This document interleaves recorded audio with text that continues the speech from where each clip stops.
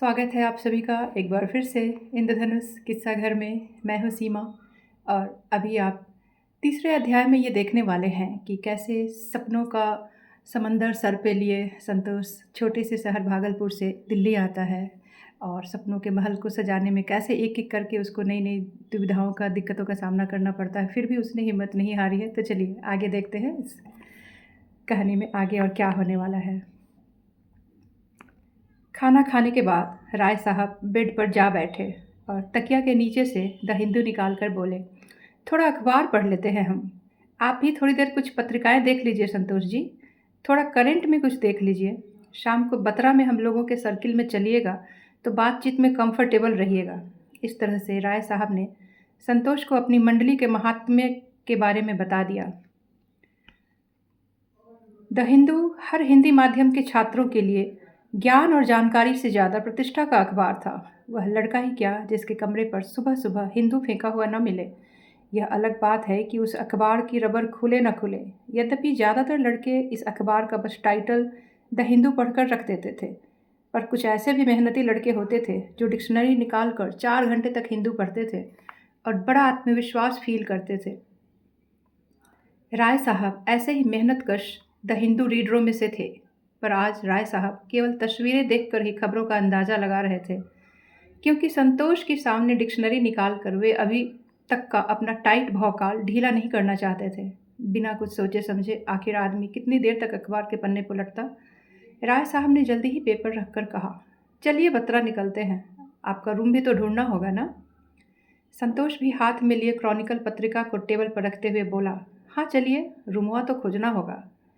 राय साहब तुरंत मुंह पर पानी मार फ्रेश हुए, बाल में भृंगराज तेल लगाया, शर्ट पैंट पहनी और संतोष के साथ बतरा की ओर चल पड़े। संतोष मन ही मन अभी थोड़ी देर पहले हुए क्रॉनिकल के कुछ फैक्ट्स को दोहराता जा रहा था। वह पहली बार एक ऐसी मंडली से मिलने जा रहा था जहाँ पर बिना ज्ञान के मुंह केवल चाय पीने के लिए ही खोला जाता था। संतोष पहले दिन अपनी उपस्थिति केवल चाय पीने तक ही नहीं रखना चाहता था। वह मन ही मन इस बात के लिए तैयार हो रहा था कि आज अपनी गर्म उपस्थिति दर्ज करा ही दे। उसने 9वीं कक्षा की ग्रामर की किताब में एक अंग्रेजी की लोकोक्ति पढ़ी थी, first impression is the last impression. So आज उसके उसी इम्प्रेशन की बात थी। रास्ते में चलने के दौरान राय साहब नेहरू विहार से लेकर मुखर्जी नगर तक सड़क के दोनों किनारे पड़ने वाले हर गली मकान का डिजाइन और किराए के बारे में बातें बताते जा रहे थे। संतोष भी अपने संभावित गुफाओं को गौर से देखता जा रहा था। दोनों अब बैजू शुक्ला की चाय की दुकान पर पहुंच चुके थे। शुक्ला जी लगभग 40 बरस के रहे होंगे। बनारस के रहने वाले शुक्ला जी का पूरा नाम बजरंग शुक्ला था।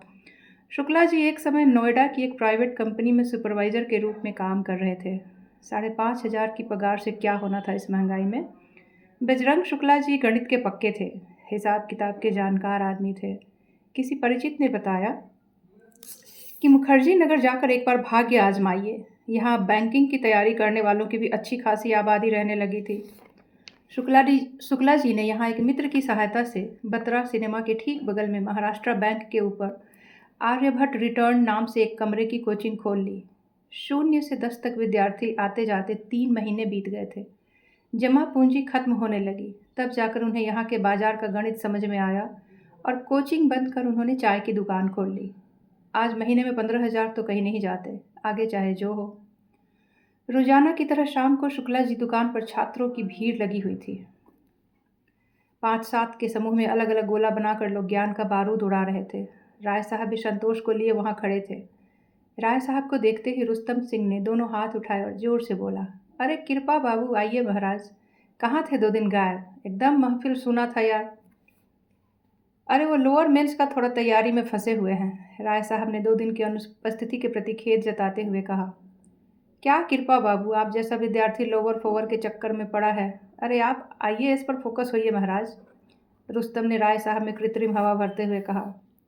हाँ क्या कीजिएगा, चाहते तो हम भी नहीं हैं, पर घर परिवार के दबाव में मामूली परीक्षा भी देना पड़ता है।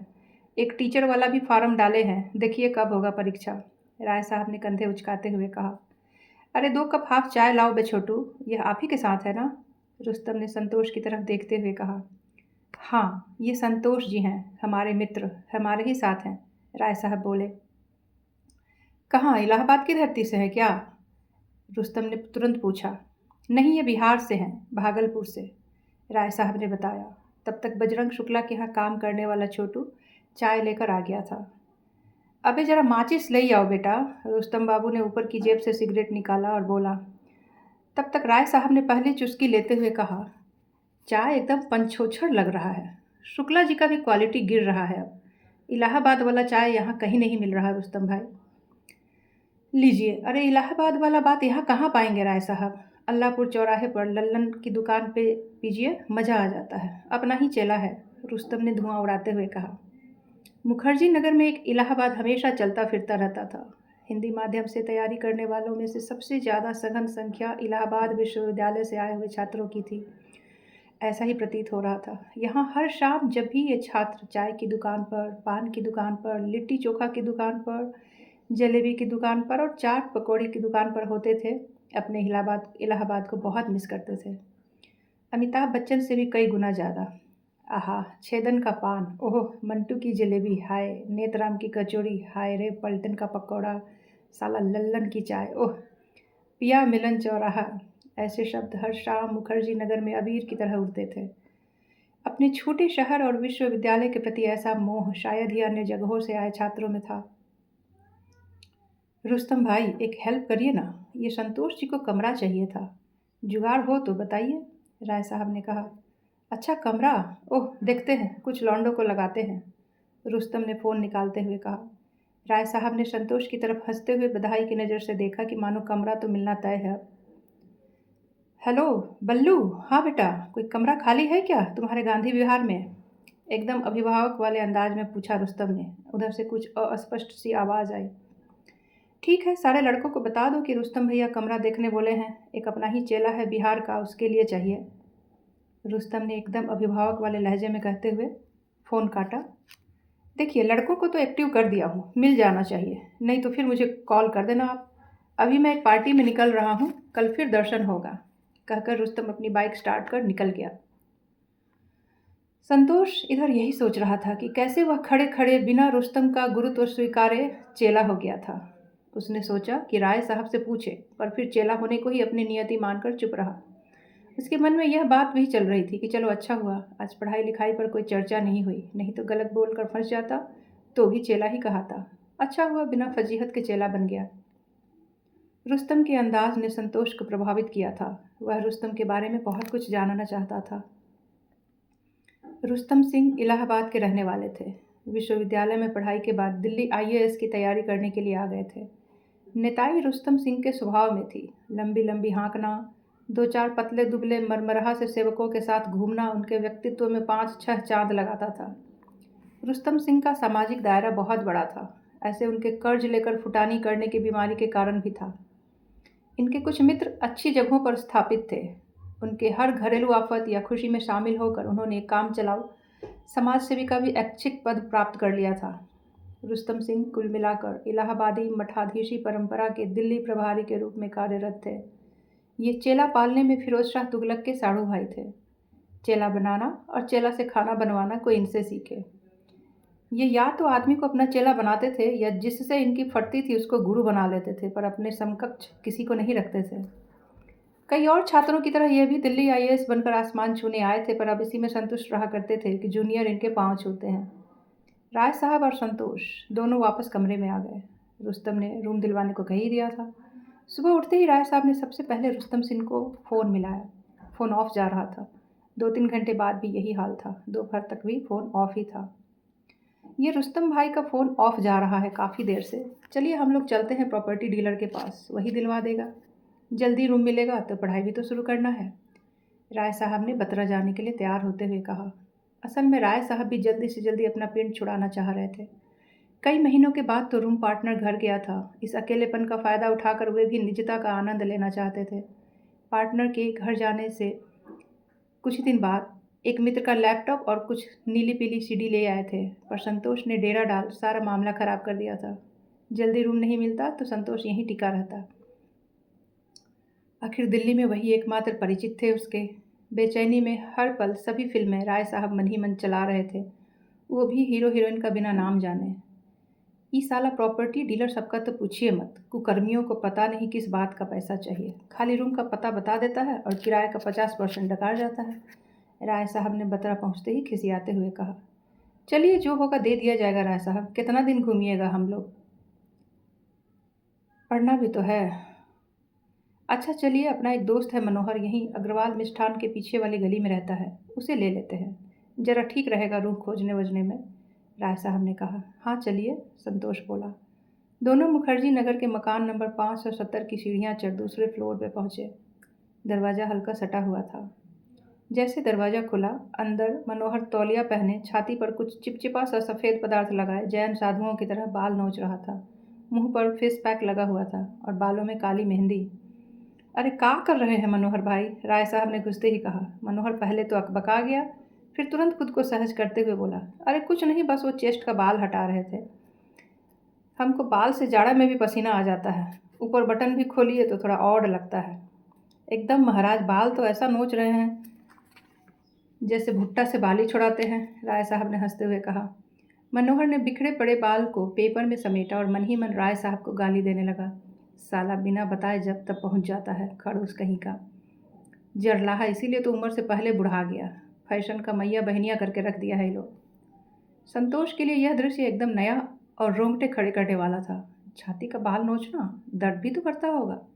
वह सोच भी नहीं सकता था कि जिस छाती के बाल को उसके गांव में हिम्मत और साहस का प्रतीक माना जाता था, उसे मनोहर यहाँ तार तार करके नोच रहा था। अब राय साहब ने संतोष का परिचय कराया। संतोष ने अभी तक मनोहर का वास्तविक फेस नहीं देखा था। फेस पैक वाले मुंह से ही बात हो रही थी। रूमुआ खोजना है संतोष के लिए, राय साहब ने कहा। अच्छा, रूम का लफड़ा है, चलिए चलते हैं, जल्दी से मुंह हाथ धोकर ले आते हैं, मनोहर ने बाथरूम जाते हुए कहा। संतोष ने मनोहर के रूम को ध्यान से देखा तो सारा कमरा हॉलीवुड देवियों के सुंदर मनोहारी चित्रों से सजा हुआ था। उसके ठीक सामने वाली दीवार पर एपीजे अब्दुल कलाम और विवेकानंद की तस्वीर थी। दोनों महापुरुष तस्वीर में भी लजाए हुए मालूम पड़ रहे थे। दो रैक पर सौंदर्य प्रसाधन और एक पर कुछ किताबें रखी थी। खूंटी पर डिजाइनदार जींस और शर्ट टंगी हुई थी। मनोहर तब तक चमक के बाहर आ चुका था। जरा पैरवा हटाइएगा राय साहब, करते हुए मनोहर ने बेड के नीचे से सूटकेस निकालते हुए उसमें से एक नीली शर्ट और पेपे की जींस निकाली। पूरे बदन का वाइल्ड स्टोन डिओड्रेंट से अभिषेक किया, थोथने पर लोटस की क्रीम मली, शर्ट पर स्प्रे मारा और तैयार हो गया। अब वह मिस्टर मोतिहारी लग रहा था। संतोष ने झट से पहले मनोहर का नंबर मांगा और सेव कर लिया। राय साहब उसे ज्ञान तो दे सकते थे, पर दिल्ली जैसे शहर में संतोष के बिहार रूपी छवि और काया को सिटी लुक देने के लिए एक मनोहर जैसे ही फैशन शुद्धि मित्र की ज़रूरत थी। मनोहर के कमरे में संतोष को अच्छा महसूस हो रहा था। राय साहब के कमरे की सड़ांध से संतोष के जो नथुने फटे थे, उन्हें वह यहाँ के गमगमाते वातावरण में रफू कर रहा था। राय साहब, संतोष और मनोहर तीनों ने बत्रा पहुँच मिलन छोले भटूरे वाले के यहाँ नाश्ता किया। फिर तीनों बगल के ही टोनी प्रॉपर्टी के पास ऑफिस में पहुँचे। प्रॉपर्टी डीलर से मतलब मुखर्जी नगर में रहने वाले उन बेरोजगार लोगों से था जो छात्रों को किराए के लिए लगने वाले अपने परिचितों के मकान का पता बताते थे। वे मकान मालिक से मकान की चाबी लेकर कमरा दिखाते थे और पसंद आ जाने पर वे इसी के एवज में छात्रों से तयशुदा मासिक किराए की 50% जितनी राशि अपने कमीशन के रूप में ले लेते थे। वास्तव में यह पेशा मुखर्जी नगर और आसपास इलाकों में चरम पर था और वह यहाँ के सबसे क्रूरतम धंधों में से एक था, जिसका शिकार छात्रों को होना ही पड़ता था। प्रॉपर्टी डीलर ने अपने लिए जो बैठने का स्थान बनाया था, उसे वो लोग ऑफिस कहते थे। यह ऑफिस देखने में भारत सरकार के किसी भी आला ऑफिस से ज़्यादा भारी भरकम और टक्कर लेने वाला होता था। रंग बिरंगे पर्दे, संगमरमर का फर्श, सोफ़ा, झिलमिल, लाल पीली बत्तियाँ, बड़ी एलईडी स्क्रीन जिसका रिमोट हमेशा डीलर के हाथ में होता था, 2 बेसिक फ़ोन, 2 स्टाफ के साथ चाय और नाश्ते की भी व्यवस्था। इतना सब कुछ एक सामान्य डीलर के ऑफिस में होता था। तीनों अंदर पहुंचे तो टोनी डीलर पर एक भारी भरकम जिधर मन तिधर घूम जाने वाली चहुदिशा गामिनी कुर्सी पर गंभीर मुद्रा में बैठा था। उसकी भाव भंगिमा से वह सीबीआई का निदेशक लग रहा था और ये तीनों मित्र चतुर्थ वर्गीय कर्मचारी की तरह खड़े थे। आओ जी, बैठ जाओ, कितने लोग रहोगे? टोनी ने पहला सवाल पूछा। जी, एक के लिए चाहिए, मनोहर ने कहा। किन्ने रहना है? टोनी ने एक साथ तीनों चेहरे को देखते हुए पूछा। जी, हमको चाहिए था कमरा। बोलते वक्त संतोष इतना नर्वस था जैसे यूपीएससी के इंटरव्यू बोर्ड के सवाल का जवाब दे रहा हो। कहाँ से हो? टोनी ने अगला खोजी सवाल दागा। जी बिहार भागलपुर से। संतोष ने संकोच और गर्व के मिश्रित भाव से कहा। बिहार? टोनी ने आवाज़ का टोन बढ़ाते हुए कहा। हाँ बिहार, संतोष ने फिर कहा। यार मुखर्जी नगर तो नहीं, गांधी विहार इंदिरा विकास चलेगा? टोनी ने पूछा। हाँ चलिए दिखा दीजिए, राय साहब ने कहा। दिखा दीजिए क्या यार, बात पक्की कर लो, साड़ी की दुकान तो है नहीं जो तुम्हें 20-30 देखनी है, टोनी ने रूखेपन से कहा। अंकल आखिर रूम पसंद आएगा तब तो लेंगे, मनोहर ने कहा। अपना बजट बताओ, टोनी ने टेक्निकल सवाल पूछा। 4,000 से 5,000 के बीच का दिखाइए, संतोष बोला। टोनी ने सुनते ही हंसते हुए कहा। बेटे इतने में मुखर्जी नगर में किचन मिलेगा? इतने में कैसे होगा यार? अच्छा चलो 4500 की ही करवा देता हूँ। एक बेड मिल जाएगा 1271 में। बाथरूम 8 लोगों से शेयर करना होगा और किचन सिर्फ 4 लोगों से। बोलो सेट कर दूँ? जल्दी बता दो यार। राय साहब ने संतोष की तरफ उम्मीद की नज़रों से देखा कि संतोष जल्दी हाँ बोल दे और उनके कमरे पर लिखा लैपटॉप स्टार्ट हो। दिन रात बड़े बेचैन हो रहे थे राय साहब। क्या संतोष जी, देखिएगा ये वाला? राय साहब ने दबाव डालते हुए पूछा। नहीं महाराज, पैसा देंगे तो धर्मशाला में थोड़े न रहेंगे, संतोष ने गर्दन घुमाते हुए कहा। अरे तो फिर फ्लैट वाला बजट भी तो रखो बेटे। 4,000 में यहाँ कहाँ से मिलेगा बंगला, और तुम्हें पढ़ना ही तो है, सारे बच्चे तो रह ही रहे हैं। दिक्कत क्या है तुम्हें? एकदम सेपरेट चाहिए? लड़की लड़की का मामला है क्या? चलो फिर एक दिखा देता हूँ, 11,000 का है, 24 घंटे एंट्री, छोरी लाओ दारू पियो, कोई गल नहीं, बोलो जल्दी लेनी है? टोनी ने एकदम कमीनेपन वाले अंदाज में कहा। अंकल हाँ, सेपरेट चाहिए, माँ बहन भी तो आती हैं कमरे पर, संतोष ने दांत पीसते हुए कहा। टोनी यह सुनकर झेंप गया। उसे अपनी बेहूदगी का अंदाज़ा हो गया था। वह समझ गया था कि बात लड़के को चुभ गई है। उसने तुरंत बात पलटते हुए कहा। वोटर आईडी है अभी? लाओ चलो एडवांस निकालो। एक 6500 का है इंदिरा विकास में, पसंद आ जाएगा, शांत कमरा है, मस्ती में पढ़ना। तो चलिए ना, रूम तो दिखा दो अंकल, यहीं बैठकर पूरा ब्रह्मांड का एडवांस ले लीजिएगा क्या? मनोहर ने कुर्सी से उठते हुए कहा।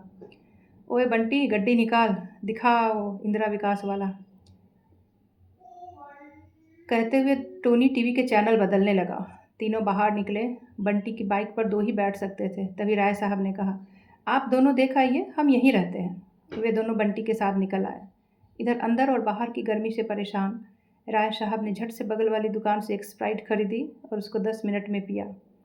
तब तक संतोष और मनोहर को बाइक पर लटकाए बंटी वापस आया। हट साला, 4 रूम देखे हो राय साहब, सब बेकार, इतना अंधेरा, एक ठो में तो किचन के अंदर ही रूम का शेल्फ था। अजब अजब रूम है यहाँ, अगने मुतने खाने का अलग से कुछ समझ में ही नहीं आता है, संतोष ने बाइक से उतरते ही कहा। चलिए फिर और देखते हैं कहीं, राय साहब ने सर खुजलाते हुए कहा। तीनों वहाँ से निकले। संतोष के मन को टोनी की लड़की लाने वाली बात बहुत बुरी लगी थी। साला कितना हरामी है यहाँ प्रॉपर्टी डीलर, लड़की लाओगे कहता है, साला भागलपुर पटना होता तो काट देते। बहुत मन बढ़ा हुआ है यहाँ, संतोष ने मुट्ठी बांधते हुए कहा। रहने दीजिए, उसकी गंदी सोच है, हमें क्या, उसका ही मन अपवित्र होगा, राय साहब ने संत के फ्लेवर में कहा। अजी यहाँ लोकल लोगों का व्यवहार ही ऐसा है, मकान मालिक भी लड़कों को ऐवी समझता है। 1 तारीख हुआ नहीं कि कपार पर चढ़ बैठता है, लगता है देश छोड़ के भाग रहे हैं। प्रॉपर्टी डीलर की भाषा तो आप सुन ही लिए, और साला यहाँ हम ही लोग हिजड़ा हैं। एक बार मिल के आवाज़ उठा देते तो दिल्ली हिल जाता, लेकिन नहीं, सब चुपचाप सुनेगा, काहे कि आईएएस बनने आया है। साला हम तो कहते हैं कि डूब मरना चाहिए ऐसे आईएएस बनने से पहले। जब इज्जत ही नहीं बचेगा तो क्या उखाड़ेंगे आईएएस बन के, मनोहर ने एक सांस में इतना बोल दिया। सही बात कह रहे हैं मनोहर जी, सेल्फ रिस्पेक्ट भी तो एक बात होता है। ये क्या कोई भी कुछ आरोप लगा देता है? हम लोग यहाँ अय्याशी करने आए हैं जो बोल दिया उल्टा पुल्टा? चल के देखिए, इलाहाबाद, पटना, भागलपुर में इज्जतदारी के साथ पढ़ाई होता है।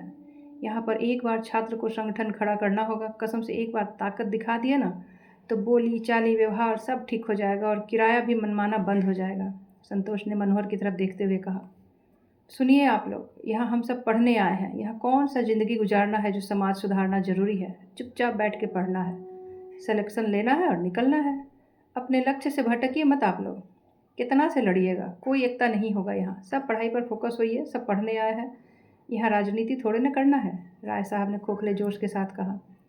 हाँ निकलना है, वो तो हम समझ गए, पर निकल कहाँ पा रहे हैं? 5 साल से तो यहाँ बौख ही रहे हैं ना, पढ़ने तो आए हैं, पर पढ़ने से ही कोई नीचे उंगली करके तो रहे तो क्या करिएगा राय साहब? चुपचाप ऐसे ही प्रवचन पे लिएगा, मनोहर ने चिढ़ते हुए कहा।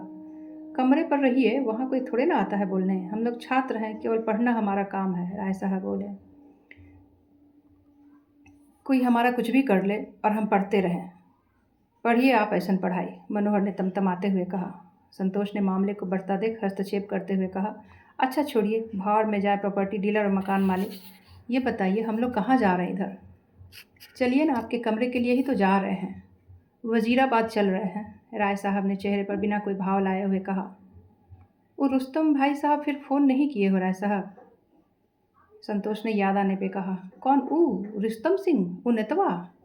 का भाई मेरे, कौन बेवकूफ़ के चक्कर में पड़े हैं? वो फर्जी के भौकाल टाइट किए रहता है। उसके छोटे चाचा एक बार इंटरव्यू दिए थे आईएएस का। चचवा के इंटरव्यू के फसल अपने काटता है, कहानी सुना सुना के किचाइन कर देता है महाराज। अपने एक बार उपाध्यक्षी का चुनाव लड़ा था इलाहाबाद में, बाद में शंभू सिंह हरकाए तो नाम वापस ले लिया। उस बार शंभुए सिंह जीते थे, हमारे परिचित ही हैं। मनोहर ने चलते चलते रुस्तम का संभव चरित्र चित्रण कर दिया था और शंभू सिंह से अपनी निकटता भी बता दी थी। ऐसा भी एकदम फालतुए नहीं है, रुस्तम भाई 2 बार यूपी का मेंस भी लिखे हैं, लोगों का मदद करते रहते हैं। अब काम मुश्किल है तो क्या करें, अच्छा नेचर का है, राय साहब ने मनोहर की बात काटते हुए कहा। वे लोग अब रिंग रोड को पार करके वजीराबाद पहुंच चुके थे। इधर? अच्छा, गली नंबर 14 में जा रहे हैं क्या राय साहब? मनोहर ने पूछा। हाँ, वही जा रहे हैं, राय साहब ने कहा। गली नंबर 14 का मकान नंबर 72/90 ग्राउंड फ्लोर। अचानक कमरे के दरवाजे पर दस्तक हुई। अरे आइए राय साहब, आप हैं? आओ भाई मनोहर, कैसे हो भाई? दरवाज़ा खोलते ही गुरुराज सिंह ने कहा। सब दुआ है गुरु भाई, आप कहिए क्या चल रहा है? मनोहर ने आगे बढ़ते हुए कहा। बस घड़ी और सांस, फिलहाल यही दोनों लगातार चल रही है, हंसते हुए गुरुराज सिंह ने कहा। और हो राय साहब, आप सुनाइए, कहाँ के दौरे पर निकले हैं? गुरुराज ने पूछा। बस गुरु भाई, आप ही के पास आए थे, ये अपने मित्र हैं संतोष जी, इनके लिए एक कमरा ढूंढ रहे थे, राय साहब ने कहा। अच्छा अच्छा, मिल जाएगा कमरा, रुकिए पहले आप सब बैठिए ना, गुरुराज ने बेड पर से कंबल समेटते हुए कहा। संतोष के लिए गुरुराज का कमरा भी एक नया अनुभव था। उसने देखा तीनों रैक पर खूब सारी किताबें ठूस के रखी हुई थी। एक बड़े टेबल पर लैंप था, उस पर कुछ पत्रिकाएं और 2 कॉपी पड़ी हुई थी। टेबल के नीचे एक म्यूजिक सिस्टम जिसमें आबिदा परवीन की गज़ल धीमी आवाज़ में चल रही थी। एक कोने में छोटी चौकी पर देवताओं की तस्वीरें रखी हुई। तकिए के पास सिगरेट का डब्बा ऐसे रखा था जैसे दमे का मरीज हमेशा अपने सिरहाने सांस फूलने की टैबलेट रखता है। दीवार पर बस विश्व का एक नक्शा चिपका हुआ था। नीचे चटाई पर अल्वेयर कामू की द रिबेल के पन्ने पलटे पड़े थे। तब हो रहा है साहब, कहिएगा क्या खाइएगा? फिर पीने का व्यवस्था करते हैं, गुरु ने किचन की तरफ जाते हुए कहा। अरे नहीं, कुछ नहीं गुरु भाई, पीने वीने का प्लीज ये सब छोड़िए, राय साहब ने थोड़ा लजाए अंदाज में कहा। काहे छोड़िए महाराज, काहे अब पीते नहीं हैं क्या? याद है ना जब अनामिका पटेल को देख लिए थे और आप सिनेमा हॉल में एक लौंडे का बाह धर के तब बैठे, कैसे आके हमारे कमरे पर उलट पलट के पिए थे, भूल गए का? गुरुराज ने प्लेट में नमकीन डालते हुए कहा। अचानक गुरुराज की संतोष पर नज़र पड़ी, फिर तुरंत बोला, ओह अच्छा, जूनियर के सामने संकोच कर रहे हैं। अच्छा अच्छा, ये भी एडजस्ट हो जाएगा, जैसे मनोहर हो गया है कि नहीं मनोहर? कहते हुए गुरु और मनोहर ने ठहाका लगाया। राय साहब ने लजाते हुए बात का रुख मोड़ते हुए कहा, ये किताब किसकी है गुरु भाई, क्या है इसमें? यह अल्वेयर कामू की है, द रिबेल। ये मार्क्सवाद की छाती पर बैठ के लिखा गया है, उसकी कायदे से ली गई है। आप रख दीजिए और नमकीन खाइए, आपके सिलेबस से बाहर है। और अभी तो एकदम मत छूइए, नहीं तो लोअरवा भी सरक जाएगा कमर से। कब है लोअर का मेंस आपका? गुरु ने बिस्किट का पैकेट राय साहब की ओर बढ़ाते हुए कहा। गुरुराज सिंह झारखंड के संत कोलंबस कॉलेज के छात्र रह चुके हैं। कुछ समय रांची में भी सिविल की तैयारी की है उन्होंने। अपनी पहली मुख्य परीक्षा उसने वहीं रहते दी थी। 5 साल से दिल्ली में है। पिता सरकारी नौकरी में थे। गुरुराज अपने आप में कई विरोधाभासों का मिश्रण था। दुनिया दाएं चले तो वह बाएं चलता था। आईएएस की तैयारी के लिहाज से वह उतना पढ़ चुका था जितने की ज़रूरत नहीं थी। दुनिया को अपनी दृष्टि से देखता था और बिना हिचक अपनी बात कह भी देता था। कुछ लोग उसे अक्खड़ और दम भी कहते थे, पर मूलतः वह साहसी था। मुखर्जी नगर के बौद्धिक वर्ग के लिए वह एक बिगड़ैल आदमी था। बौद्धिकता की गंभीरता और तार्किकता पर बड़ी निर्ममता से व्यंग्य करता था। बुद्धिजीवी वर्ग, इस शब्द को यह गंभीर फूहड़पन कहता था। दारू और किताब उसके दो प्रिय साथी थे। काम भर का धार्मिक भी था और ज्योतिष का इल्म भी पा रखा था उसने। अब तक आईएएस में असफल था। पिता दशरथ सिंह उसे अपने जीवन की सबसे बड़ी समस्या कहते थे, पर गुरुराज के लिए उसके पिता ही उसके जीवन दर्शन के गुरु थे।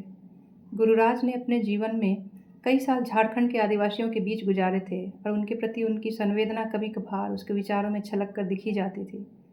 कुछ लोगों का कहना था कि वह कभी नक्सली संपर्क में भी रहा था। यद्यपि उसके सर पर कुछ पुलिस केस भी थे, जिसे वह अपने छात्र जीवन के दौरान कई सामाजिक संगठनों से जुड़े होने के कारण राजनैतिक षड्यंत्र का नतीजा बताता था। कुल मिलाकर उसे देखकर यह कहा जा सकता था कि वह संभावनाओं से भरा एक निराश और बेचैन आदमी था।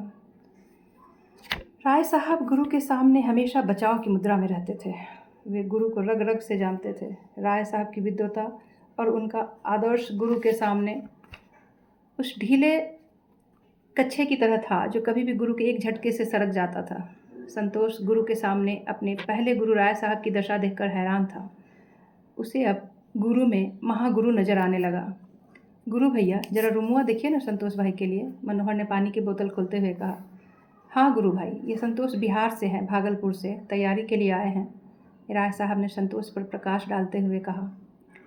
एक कमरा कल ही मेरे ऊपरी तल्ले पर खाली हुआ है, देख लीजिए, ठीक लगे तो ले लीजिए, 5500 रुपये का होगा, गुरुराज ने कहा।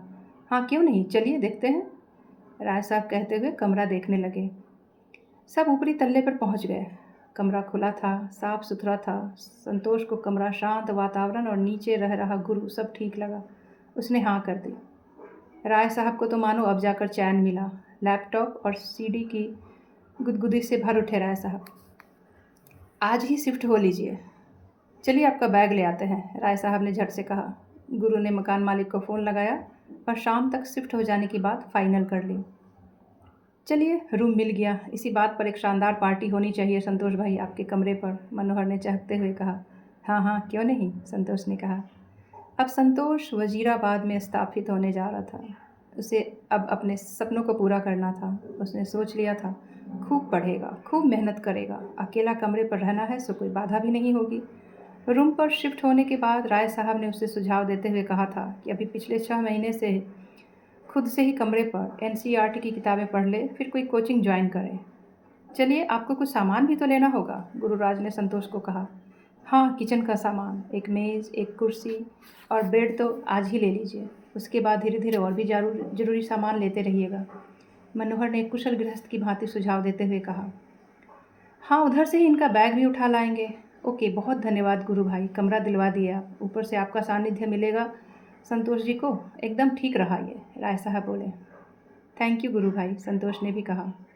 सुनिए, गुरु को थैंक यू बोलने से काम नहीं चलता। गुरु को थैंक्स का मतलब होता है कि कुछ रंग बिरंगा पानी बरसना चाहिए, हंसते हुए मनोहर ने कहा। नहीं यार संतोष, तुम भाई जाओ और अपना सामान खरीद जल्दी जल्दी एडजस्ट हो जाओ, मनोहर साला ऐसे ही मजाक कर रहा है, गुरु ने संतोष से कहा। पर संतोष भी हृदय से धन्यवाद देना चाहता था और मनोहर ने इशारों में वह तरीका भी बता दिया था। ठीक है, मेरी तरफ से प्लीज़ कमरे पर एक पार्टी रहेगा और शाम को जल्दी आ जाइएगा आप लोग, संतोष ने सबको आमंत्रित करते हुए कहा। ओहो बहुत बढ़िया संतोष भाई, ओके चलिए अब कैंप चलते हैं, वहीं मिलेगा बेड, मेज़ और कुर्सी बढ़िया वाला, खुशी से भरे मनोहर ने कहा। गुरु से विदा लेकर तीनों अब किंग्सवे कैंप के मार्केट पहुंच चुके थे। ऑटो से उतरते ही राय साहब ने कहा, एक लिस्ट बना लीजिए सामान का। अरे लिस्ट का बनाना है, चलिए फटाक से एक बेड, चेयर और टेबल लीजिए पहले, मनोहर ने सरदार फर्नीचर की दुकान की तरफ बढ़ते हुए कहा। सरदार जी ने झट से बाहर पड़ी हुई बेड की धूल झड़वाई और स्टाफ से उससे बिछा कर दिखाने को कहा। बेड के बिछते ही राय साहब उस पर चढ़कर हुमच 2-3 बार उछले। उतर कर बेड की चारों टांगें हिलाकर देखी। ठीक है, मजबूत है, इसे दे दीजिए, दाम ठीक ठाक लगा दीजिए सरदार जी, राय साहब ने सरदार जी से कहा। दाम की चिंता न करो, मार्केट से 1 रुपया कम ही लगाऊंगा जी, हमारा फिक्स रेट है। चीज़ देखो, कोई भी सामान लो चलता रहेगा, राय साहब ने कैलकुलेटर का बटन दबाते हुए कहा। ओके, एक कुर्सी और टेबल भी दिखा दीजिए, मनोहर ने आगे आकर कहा। निकाल ओए, बढ़िया गद्दी वाली कुर्सी और बड़ी वाली टेबल दिखा बच्चों को, सरदार ने आवाज़ लगाई। कुर्सी टेबल की मजबूती भी जांच कर राय साहब ने ओके कर दिया। सामान पैक कराकर रिक्शा पर लाद दिया। रिक्शा वहीं खड़ी कर तीनों और भी सामान लेने आगे की दुकान पर गए। बेड का गद्दा और तकिया उसे भी बंधवा लिया। किचन का सामान खरीदते वक्त भी राय साहब ने तवे को 3 बार पटक कर देखा। राय साहब हर सामान की मजबूती देख लेना चाहते थे। उनका अनुभव जानता था कि विद्यार्थी को यहाँ तैयारी में 5-8 साल का समय लगना आम बात है। सो हर साल नया सामान खरीदने का झंझट ना रहे। जो भी लेना हो टिकाऊ ही लें, जो आईएएस के 4 प्रयास और पीसीएस के अनेक प्रयास में भी साथ निभाता रहे। ज़रूरत के और भी सामान लेकर तीनों ने एक और रिक्शा लिया। दोनों रिक्शा पर सामान लादे वहाँ से निकल पड़े। संतोष ने बिना कटौती किए हुए ज़रूरत का हर सामान खरीद लिया था। उसने किसी सामान की मजबूती या गारंटी नहीं देखी। वह तो बस 1 साल में ही अपने सपनों को साकार करने की ठान कर आया था। वह रिक्शा पर लदे सामान को युद्ध सामग्री के तौर पर देख रहा था। उसे अब यूपीएससी से लड़ाई जीतनी थी। वह बस कमरे पर पहुंचकर सारा सामान एडजस्ट कर पढ़ाई में जुट जाना चाहता था। लीजिए, एक-एक करके अंदर करिए और सब सामान। चलिए अंदर लगाते हैं सामान को, मनोहर ने कुर्सी को दरवाजे तक पहुंचाकर कहा। 5 मिनट में सारा सामान कमरे के अंदर था। आप लोगों का बहुत ऋणी हूँ, मनोहर जी और राय साहब, संतोष ने कृतज्ञ भाव से कहा। अरे इसमें ऐसी कोई बात नहीं, बस अब आप अपने हिसाब से ये सब सामान सेट कर लीजिएगा, फिर पढ़ाई में जुट जाइए। और हाँ, एक निब वाला पेन और स्याही ले लीजिएगा। निब वाले पेन से लिखने का अभ्यास करिए, राय साहब ने नल खोलकर हाथ धोते हुए कहा। ठीक है राय साहब, कल सुबह किताब लेने आ जाऊँगा बतरा पर। मनोहर जी भी आ जाएंगे सुबह, फिर हम तीनों रात की पार्टी वाला भी सामान सब खरीद लेंगे। गुरु भाई को भी मैं अभी बोल आऊँगा कल के लिए, संतोष ने रैक को दीवार के साथ लगाते हुए कहा। ठीक है, हम लोग चलते हैं अब, राय साहब ने कहा। जी ठीक है, कल मिलते हैं। संतोष उन्हें छोड़ने दरवाजे तक निकल कर आया। चलिए मनोहर जी, गुरु भाई से तो कल ही मिलेंगे, राय साहब ने धड़ाधड़ सीढ़ी उतरते हुए मनोहर से कहा। हाँ महाराज, आप इतना हड़बड़ी में हैं, आज सीढ़ी चलेगा कब खूब, कहकर मनोहर ठहाका मारकर हंसा। राय साहब भी गुदगुदा गए। तो इस वीडियो में इतना ही। जल्द ही किसी और वीडियो में आगे की कहानी लेकर हाजिर होती हूँ आप सभी के सामने। तब तक आप सभी इस कहानी को ढेर सारा प्यार दें, और जो भी लोग आपकी तरह कहानियाँ सुनने में इंटरेस्टेड हैं उनके लिए शेयर भी ज़रूर करें। So till then take care all of you and bye for now.